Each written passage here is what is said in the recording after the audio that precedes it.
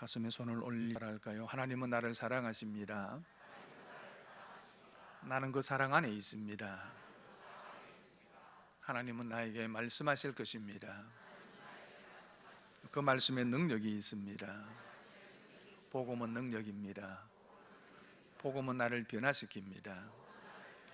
복음은 나를 성숙하게 합니다. 나의 마음을 하나님께 열겠습니다. 손을 내리시고 따라할까요? 넉넉히 이기느니라. 요즘에는 상상할 수 없는 장난이지만은 제가 어렸을 때에 어른들이 이런 장난을 많이 했습니다. 외갓집에 가면은 외삼촌들이, 저희 어머니가 맞이이고 또 밑으로 이렇게 외삼촌들이 좀 많이 있었습니다. 그래서 이 외삼촌들이 이렇게 저를 놀렸습니다. 규식아, 네 엄마 친엄마 아니다. 이 다리 밑에서 좋아왔다. 이렇게 이야기를 하는 거예요.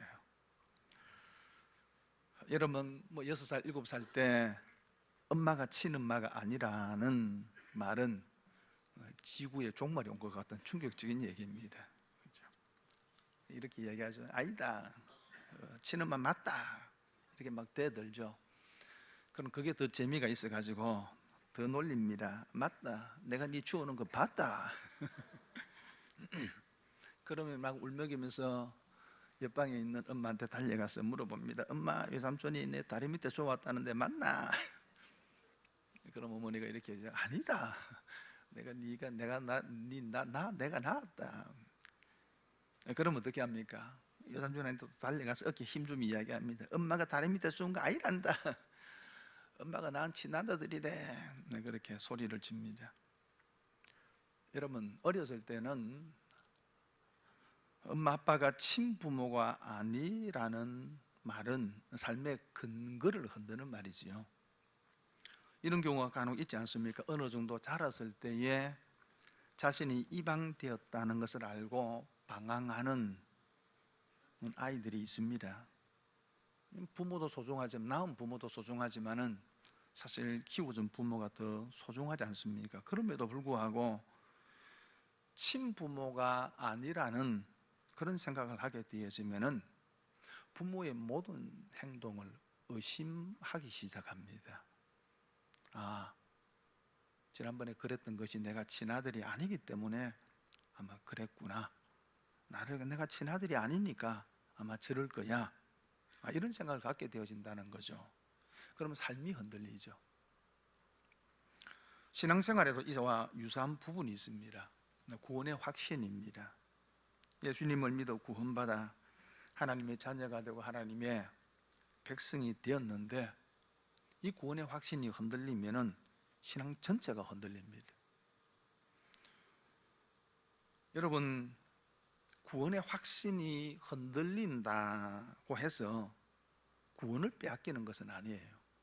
지난주 말씀을 드린 것처럼 어느 무엇도, 그 무엇도 우리를 대적할 수 없고 고발할 수 없고 정죄할 수 없습니다.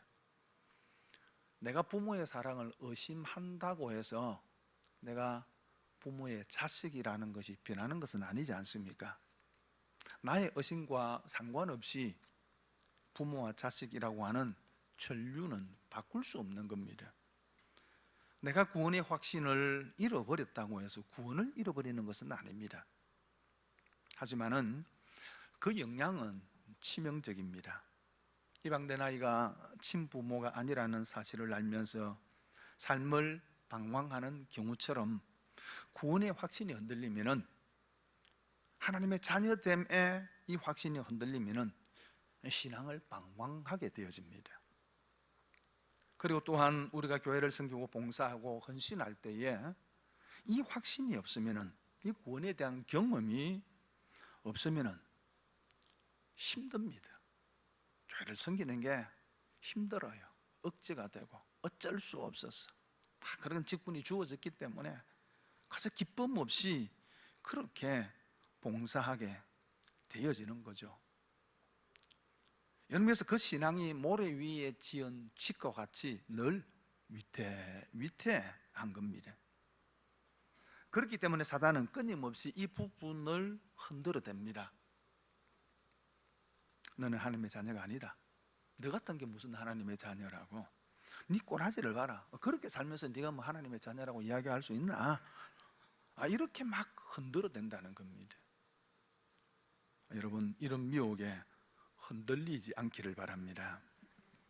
오늘 말씀은 우리의 구원을 결코 흔들 수 없음을 뿐만 아니라 우리가 이런 미혹과 시험을 넉넉히 이길 수 있음을 말씀을 하고 있습니다.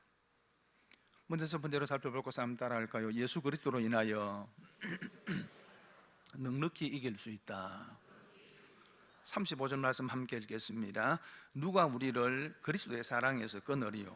환난이나 공고나 박해나 기근이나 적신이나 위험이나 칼이랴. 누가 우리를 그리스도의 사랑에서 끊으리요? 라고 하는 말은 결코 끊을 수 없다는 말입니다. 여기 끊는다라는 말은 나누다, 가르다, 떼어놓다 라고 하는 말입니다. 우리를 그리스도의 사랑에서 떼어놓을 수 없다, 그 말이죠. 여러분, 어린 아기를 사랑하는 그 부모의 사랑에서 그 어린 아이를 떼어놓을 수 없는 것처럼 하나님의 사랑에서 떼어놓을 수 없다는 거죠. 그런데 의심하게 할 수는 있습니다. 무엇이 우리로 하여금 이 하나님의 사랑을 의심하게 만듭니까? 오늘 말씀해 보니까 환난이라고 합니다. 환경을 통해서 주어지는 여러 가지 압박들을 환난이라 그러죠. 곤고는 마음에 극심한 어떤 걱정과 불안을 이야기하고요. 박해, 노골적인 신앙의 핍박을 이야기합니다. 기근, 굶주림이죠. 적신, 벌거벗음이라고 하는 뜻인데, 가난으로 인한 벌거벗음뿐만 아니라 사회적 어떤 소외까지도 포함하는 말입니다. 칼, 순교자들이 당하는 목매임과 배임과 같은 극한 상황을 일컫는 말입니다. 이런 것들이 우리로 하여금 하나님의 사랑을 의심하게 만들 수 있다는 거죠. 물론 오늘 21세기 대한민국 땅에 살아가는 우리들에게는 사실 이것이 깊이 와닿는 말은 아닙니다. 왜요? 우리는 이런 시련을 당해본 적이 없기 때문입니다. 오늘날 여러분의 목에 칼을 들이대고 네 예수 믿을래 안 믿을래, 그렇게 우리가 그런 어떤 시련을 당하는 것은 아니지 않습니까? 하지만 초대교회에서는 이것이 일상이었습니다. 사도 바울의 경험입니다. 바울 역시 이런 고난을 늘 당하면서 살았습니다. 그래서 고린도후서 11장 후반부에 보면은 표준 세번역으로 이렇게 말씀합니다. 나는 수고도 더 많이 하고 감옥살이도 더 많이 하고 매도 더 많이 맞고 여러 번 죽을 뻔하였습니다. 유대 사람들에게서 마흔에서 하나 뺀 매를 맞은 것이 5번이요, 채찍으로 맞은 것이 3번이요, 돌로 맞은 것이 1번이요, 파선 당한 것이 3번이요, 밤낮 꼬박 하루를 망망한 바다를 떠다녔습니다. 자주 유행하는 동안에는 강물의 위험과 강도의 위험과 동족의 위험과 이방 사람의 위험과 도시의 위험과 광야의 위험과 바다의 위험과 거짓 형제 자매의 위험을 당하였습니다. 수고와 고역에 시달리고 여러 번 밤을 지새우고 줄이고 목마르고 여러 번 굶고 추위에 떨고 헐벗었습니다 라고 말씀하고 있습니다.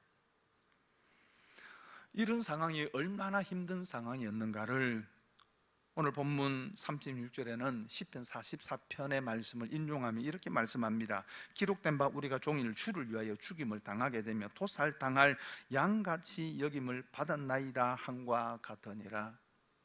토살장에 끌려가는 양과 같이 짐승처럼 그렇게 어려운 극한 어려움을 그가 당했다는 거죠. 여러분, 이런 상황이, 환경이 하나님의 사랑을 의심하게 만듭니다. 바울에게도 어쩌면 이런 상황이 하나님의 사랑을 의심하게 만들었던 것 같습니다. 그러지 않겠습니까? 여러분, 바울인들 이런 시련과 고난이 계속 될 때 하나님의 사랑을 의심하지 않았겠습니까? 하나님의 사랑을 의심하게 됩니다. 그리고 사단이 우리의 마음에 끊임없이 의심의 화살을 쏘아대는 겁니다. 봐라, 네 지금 상황을 봐라. 하나님이 너를 사랑하는데 여러분, 네 상황이 지금 이렇게 꼬일 수 있나? 하고 의심의 화살을 쏘아대는 겁니다.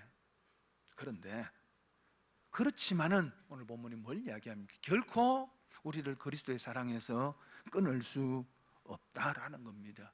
그런 상황이 우리가 하나님의 사랑에서 우리가 지금 그렇게 떼어졌기 때문에, 단절되어졌기 때문에 생기는 일이 아니라는 거죠. 그래서 37절에 이렇게 이야기합니다. 그러나 이 모든 일에 우리를 사랑하시는 이로 말미암아 우리가 넉넉히 이기느니라. 그러나 앞에서 말하고 있는 그런 시련과 고난을 뒤집는 말입니다. 이런 시련과 아픔이 있지만 그러나 그런 시련과 아픔을 넉넉히 이긴다라고 말씀합니다. 무엇으로? 우리를 사랑하는 그 분으로, 우리를 사랑하시는 그 하나님으로, 우리를 사랑하시는 그 예수 그리스도로, 그분의 사랑으로 말미암아 능히 이기게 만들어준다는 겁니다. 현실과 상황을 보면은 그 사랑에서 내가 지금 단절되어 있는 것처럼 보여지지만은 그 사랑은 끊어지지 않았고 그 사랑은 변하지 않았다는 겁니다. 그 사랑이 우리를 붙들고 있다는 겁니다. 그래서 우리를 사랑하시는 그 사랑으로 인하여 넉넉히 충분히 어떤 상황이라도 이길 수 있다, 그렇게 말씀합니다. 죽으면 죽으리라고 하는 책을 아시죠? 안인숙 사모님이 지은 책입니다. 뭐 죽으면 죽으리라, 당신은 죽어요, 그런데 왜 안 죽어요? 뭐 이런 책들을 시리즈로 이렇게 출판을 했었습니다. 이 사모님 일제강점기 기간에 6년 동안 감옥살이를 합니다. 신사참배를 거부하고 믿음을 지키려다가 천의의 몸으로 감옥에 갇혔다가 여러분 처형되는 불과 몇 시간을 앞두고 해방이 되어 감옥을 나오게 된 겁니다.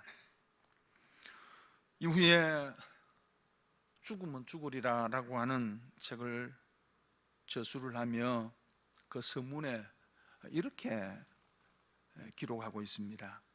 나는 자격 부족으로 실격된 순교사다. 진실로 나는 내 주님 예수를 위해 죽기를 결심하고 나섰던 것이다. 그런데 나는 내 뜻을 이루지 못하고 기회를 잃었을 때 섭섭해서 몹시 울었다. 여러분 6년 동안에 그 찌긋찌긋한 감옥에서 풀려 나왔는데, 풀려 나왔으면 어찌해야 됩니까? 할렐루야 감사합니다 하고 기뻐해야 되지요. 그런데 순교하지 못한 것 때문에 몹시 울었다는 겁니다. 무엇이 그를 그렇게 강하게 만들었습니까? 계속해서 이렇게 이야기를 합니다. 양순한 양떼 같은 성도들이 도살하는 자들 앞에서 그 모진 매와 고문에도 아이고 소리 한마디 안 하고 견디는 그 진절머리 나는 참상을 볼 때 나는 왜 그랬는지 몰라도 급한 말로 주여 천사를 속히 보내셔서 속히 이 모든 사실을 사진 찍으세요. 속히 주여 속히 하면서 발을 구르며 부르짖었다. 나는 예수님이 그 어떠하신 사랑으로 순교자들을 사랑하셨으며 만삭도 못된 나를 역시 그 어떠하신 사랑으로 사랑하셨는가를 기록할 수는 없다. 환난이나 공고나 핍박이나 적신이나 위험이나 칼이 와도 왜 그 마음이 흔들리지 않았는가? 그 힘은 이것이다. 우리를 사랑하시는 예수 그리스도의 사랑의 힘이다. 여러분 이 사랑이 그 어떤 그 무엇으로부터도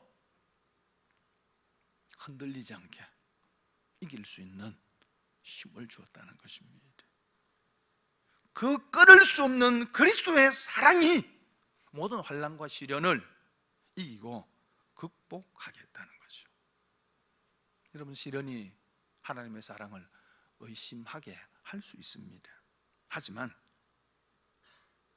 우리를 사랑하시는 그 사랑, 그 하나님의 사랑, 그 예수 그리스도로 인하여 우리는 얼마든지 우리가 당하는 그 어떤 시련이라 할지라도 이겨나갈 수 있는 줄 믿습니다. 그리고 또 한 가지는 한번 따라할까요? 하나님의 사랑을 확신해야 한다. 38절 39절 말씀 같이 한번 읽어볼까요? 시작.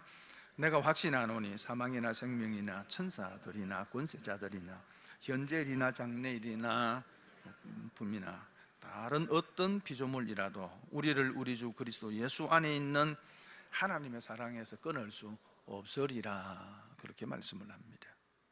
내가 확신하노니, 그렇게 말씀합니다. 확신이 있어야 된다 그 말이죠. 무엇을 확신해야 합니까? 우리를 우리 주 예수 그리스도 안에 있는 하나님의 사랑에서 끊을 수 없다라는 것을 확신해야 한다는 겁니다. 무엇으로부터?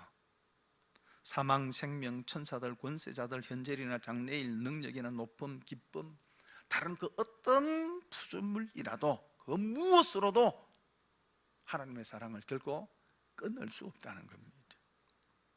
사망, 죽음의 위협이죠. 생명, 생명을 조건으로 회유를 합니다. 살려줄 테니까. 천사들이나 권세자들은 영적인 존재를 이야기를 합니다. 현재일, 현재의 걱정들, 그 다음에 장래일, 장래에 대한 여러 가지 근심, 걱정들,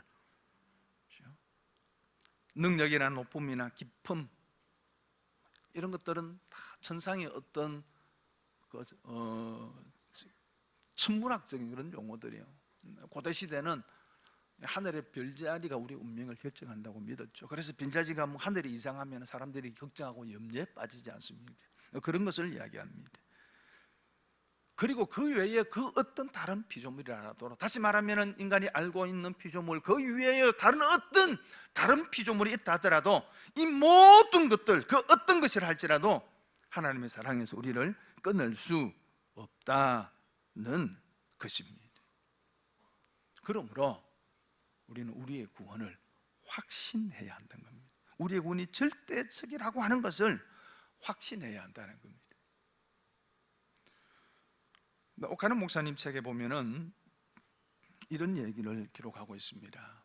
목사님 남자 제자반을 인도하고 있을 때에 그 대상들이 신앙생활을 그렇게 오래 하신 분들이 아닌, 믿은 지 그렇게 오래되지 않은 분들이 함께 제자 훈련을 하고 있었는데, 그날 주제가 구원의 확신이었습니다. 제자반을 하면은 초기의 구원의 확신을 다루고 있거든요. 그래서 목사님이 이런 질문을 했습니다. 하나님께서 나를 구원해 주신 것을 믿으십니까? 여러분은 구원받은 것에 대한 확신이 있습니까? 하고 질문을 했습니다. 그래서 모두가 확신한다고 대답을 했는데, 유독 한 분만이 약간 감정이 격한 말투로 이렇게 대답을 했습니다. 저는 구원의 확신이 있다고 대답하지 못하겠어요. 우리 모두는 구원의 확신이 있다고 말을 함부로 하기 전에 세상에 나가 바로 살아야 하지 않겠습니까? 예수 믿는 사람답게 살지도 못하는 주제에 구원의 확신이 있다고 떠드는 것을 보면 저는 비위가 상하고 견디기 어렵습니다. 저는 아직도 자신이 없습니다. 그리고 구원의 확신을 손쉽게 말하는 것은 문제가 있다고 생각합니다. 그래놓고는 그 다음부터 제자훈련에 참석을 안 하더랍니다. 이 말을 어떻게 생각합니까? 구원의 확신을 있다고 말하는 것 이전에 사는 걸 똑바로 살아야 안 되나? 구원받은 사람처럼 그렇게 살아야 되는 것이지, 삶은 그렇게 살지 못하면서도 뭐 구원의 확신이 있다고 떠드는 거, 그거 옳지 않다, 그 얘기거든요. 어떻게 생각합니까? 맞는 말입니까? 틀린 말입니까? 일리 있잖아요, 그죠? 일리 있죠. 여러분, 우리가 정말로 구원받은 사람이라면은 구원받은 자로서의 삶이 있어야 하고 열매가 있어야 되는 거예요. 그러나 성경적으로 볼 때에는 맞는 말이 아닙니다. 왜요? 우리의 구원의 근거가 우리 자신에게 있는 것이 아니기 때문입니다. 많은 경우 성도들은 자기에게 구원의 근거를 두는데 두 가지의 어떤 사실에 자신의 구원의 근거를 둡니다. 첫째는 자신의 삶이죠. 자신의 생활에서 믿는 자의 모습을 보여주지 못할 때 우리는 이 구원의 확신이 흔들릴 때가 있습니다. 내가 정말로 구원받았나? 내가 이렇게 사는 것이 내가 정말로 구원받은 사람이 맞나? 라고 의심하게 되어집니다. 하지만은 여러분, 구원의 근거가 우리의 삶에 있지 않습니다. 행함에 우리의 구원의 근거가 있는 것이 아니지 않습니까? 그리고 또 한 가지는 자신의 감정입니다. 자신의 감정의 구원의 근거를 두고 있는 사람이 참 많습니다. 그래서 기분이 좋을 때는 천국이 전부 다 지 거예요. 기분이 좋으면. 근데 기분이 좀 다운나고 이러면 어떻습니까? 그죠? 마치 내가 지옥 갈 것처럼 그렇게 막 느껴지는 거예요. 여러분, 사람의 감정이라고 하는 것이 수시로 변하지 않아요. 하루에 몇 번이라도 변하는 것이 사람의 감정이에요. 만약 이 감정에 우리의 구원의 근거를 둔다면은 우리는 하루에 10번도 더 천국 갔다 지옥 갔다 왔다 갔다 하는 거죠. 여러분, 우리는 구원을 확신해야 합니다만은, 하지만 그 구원의 근거가 우리 자신에게 있지 않다는 것 또한 분명히 해야 합니다. 우리의 구원의 확신은, 그 근거는 하나님께 있습니다. 만약에 우리가 이 구원의 확신의 근거를 우리 자신에게 둔다면은 여러분, 죽을 때까지요 구원의 확신을 갖지 못합니다. 오늘 38절에 내가 확신하노니 라고 하는 말은 수동태로 되어져 있습니다. 이 말은 그 주체가 내가 아니고 하나님이라 그 말입니다. 내가 아니고 하나님께서 확신에 이를 수밖에 없도록 인도하신다는 겁니다. 내가 노력하고 내 마음을 다 잡았어, 그래 내가 확신해야지 하고 이렇게 해서 확신을 갖는 것이 아니라는 거죠. 하나님께서 행하신 일들에 대해서, 그 구원에 놀라우신 사건에 대해서 감격하고 감동을 받으면 자연스럽게 나타나는 반응이 확신이라는 거예요. 여러분, 아이들을 보면은 늘 늦잠 자던 놈이 어느 날 갑자기 아침에 일찍 일어나요. 잘 쉬지도 않고 지지분하게 이렇게 막 다니는 놈이 어느 날부터 막 씻기 시작하고 학교 갈 때마다 막 거울 보고 막 이 옷 입었다가 저 옷 입었다가 난리를 칩니다. 그죠? 무슨 일이 생긴 거예요? 여자친구가 생긴 거예요. 사랑에 빠지면요 가르쳐 주지 않아도 합니다. 해라고 하지 않아도 다 합니다. 몰라서 못하는 게 아니에요. 사랑에 빠지면은 다 하게 되어지는 거예요. 그죠? 신앙은 여러분 자발적 순종이에요.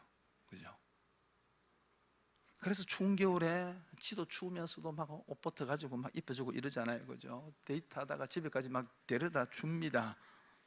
그죠? 집 앞까지 데려다 주는데 자매가 이렇게 또 이야기를 하죠. 버스님까지 내가 또 데려다 줄게. 그래 또 버스님까지 또 와요. 그래 또 내가 집에까지 또 데려다 줄게. 또 가요. 밤새도록 왔다 갔다 하는 거예요. 제가 어찌 알겠습니까? 저도 해봤거든요.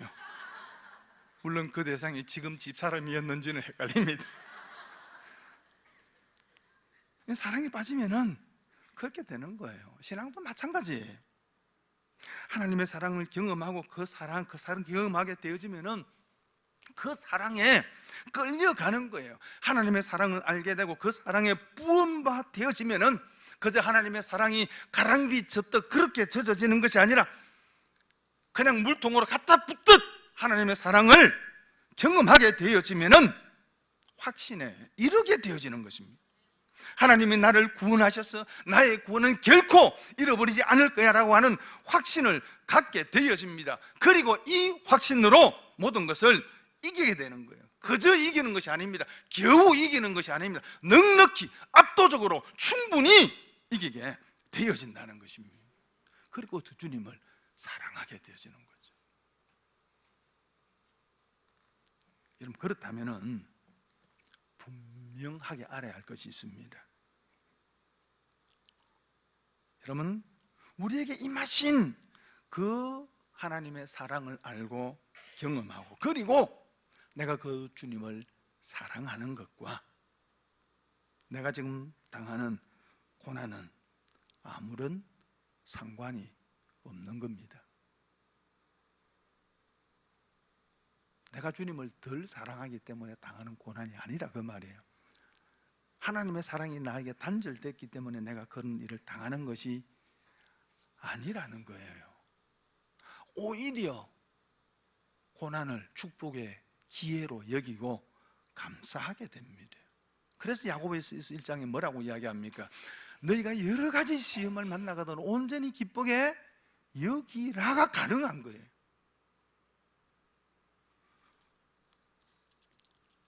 아도니람 저더슨이라고 하는 선교사님이 계셨습니다.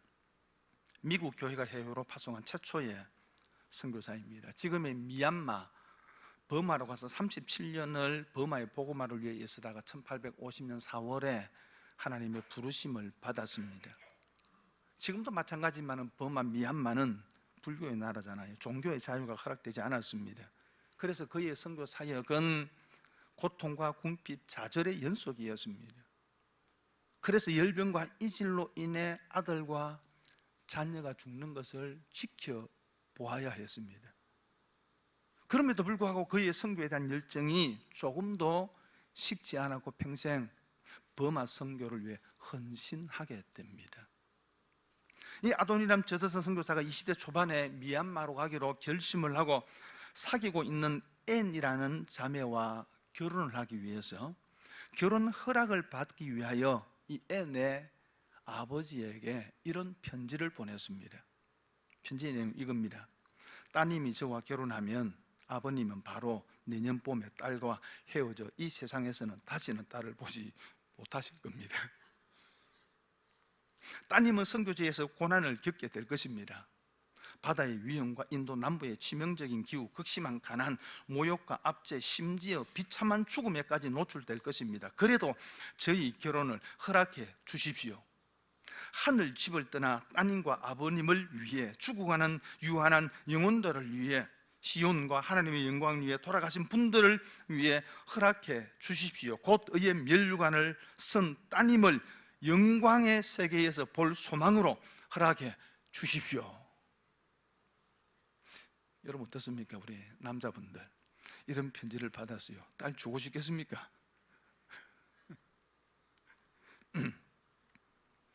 그러자 이 앤의 아버지가 이런 답을 줬습니다. 그러면 좋다.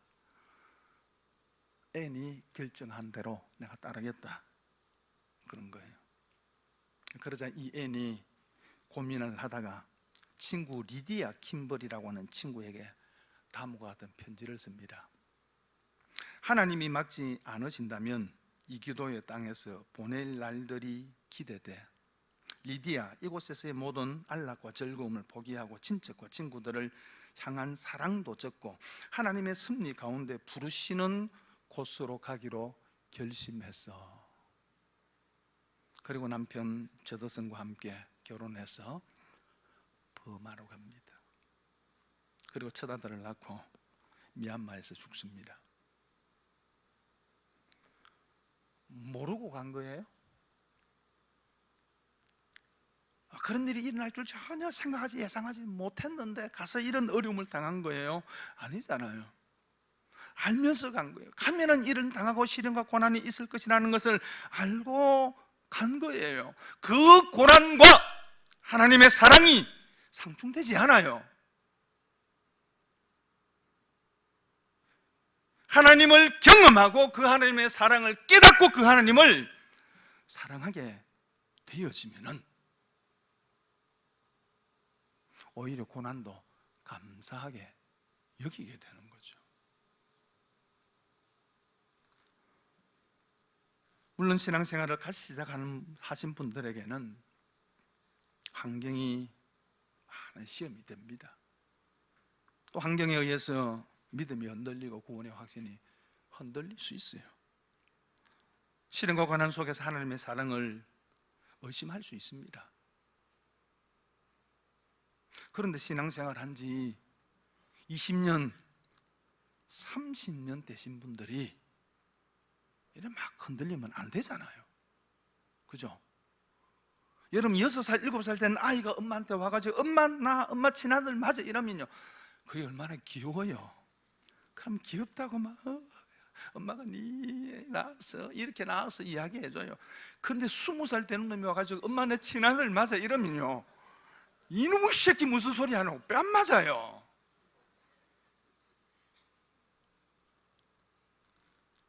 여러분 언제까지 여러분의 신앙이 이 구원의 확신의 단계에 머물러서 내가 구원 받았나 안 받았나, 하나님 나를 진짜 사랑하나 안 사랑하나, 언제까지 여기에만 머물러 있을 거예요?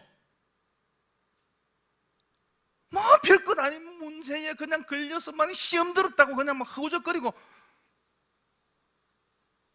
목회를 하다 보면 속이 터질 때가 얼마나 많은지요. 제가 여러분을 지금 보고 있으면 여기는 지뢰밭이야, 지뢰밭. 언제 어디서 막 터질지를 몰라. 막 언제 어디서 막 상처받았다고, 막 시험 들었다고. 아니 무슨 시험 들 일이 그리 많아요.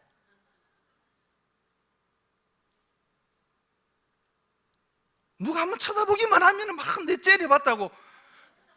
그 사람 여러분 째려본 게 아니고요, 그 사람 눈이 원래 좀 째져 있었어요. 뭐 교회가, 원래 교회가 그래요? 몰랐어요. 교회가 그런 건지. 하나님 별것 아닌 것에 무너져가지고 거우적거리고. 여러분, 하나님이 우리를 사랑하신 그 사랑이, 자신을 십자가에 내어주신 그 예수 그리스도의 사랑이 그 많은 문제도 이기게 못합니까? 그 정도도 이기지 하지 못한다면 예수 안 믿어야죠.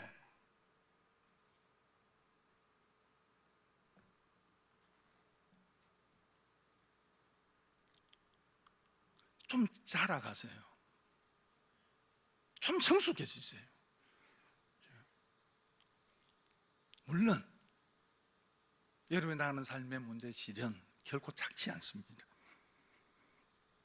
때로는 그것 때문에 밤을 지새워야 할 때도 있고요, 때로는 눈물을 흘릴 때도, 이 눈물을 흘릴 때도 인수를 합니다. 그럼에도 불구하고 우리를 사랑하시는 그 하나님의 사랑 때문에 이길 수 있는 거예요. 그 하나님 때문에 능히 이길 수 있는 겁니다. 확신하세요. 내가 확신하겠다고 다잡는 것이 아니라 그 사랑이 내 삶에 부어지고, 여러분이 아직까지 그런 경험이 없다면 기도하고 사모하십시오. 하나님의 사랑이 내게 부어지는 은혜를 내가 경험하게 해 주옵소서. 그래서 그 사랑에 부어지는 은혜를 경험하고, 그 사랑 때문에 그 사랑을 확신하고, 내 구원은 흔들리지 않는다. 하나님의 사랑은 나는 의심하지 않는다. 여러분, 그래서 여러분이 당하는 문제가 어떤 문제든지 이겨갈 수 있기를 바랍니다. 아니, 능히 이겨갈 수 있습니다. 이기는 삶을 살아가는 저와 여러분 되기를 바랍니다.